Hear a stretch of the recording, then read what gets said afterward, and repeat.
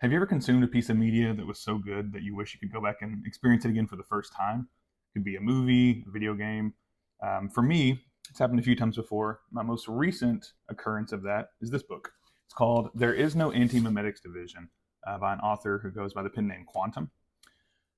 It's a sci fi novel, but I don't want you to worry if you're not a fan of something like outer space or super futuristic.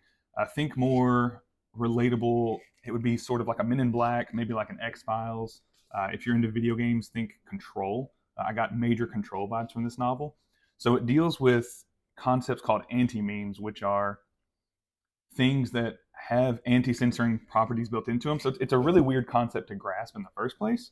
But essentially, think of something that would be hard to explain, or something that, like a thought that slipped out right when you were trying, it was on the tip of your tongue and you just lost it, right? That would be kind of what an anti-meme is. And essentially, the protagonist works in that division, and their goal is to kind of capture and contain and document what these anti-memes are capable of doing and how to control them. Your actual full antagonist is, again, a thought, it's a concept, it's an anti-meme that is going to destroy the entire universe.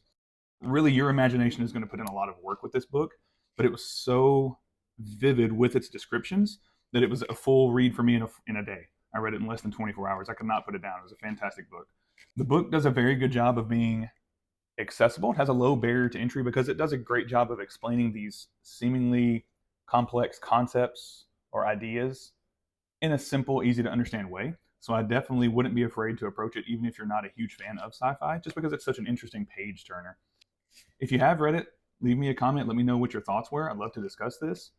If you haven't read it, I would definitely recommend checking it out. Again, very low barrier to entry. Open your mind to it. If you haven't read sci-fi previously, give it a shot. And if you have read it, you're probably aware that one of the questions that it poses is relevant to the first question that I asked, which is,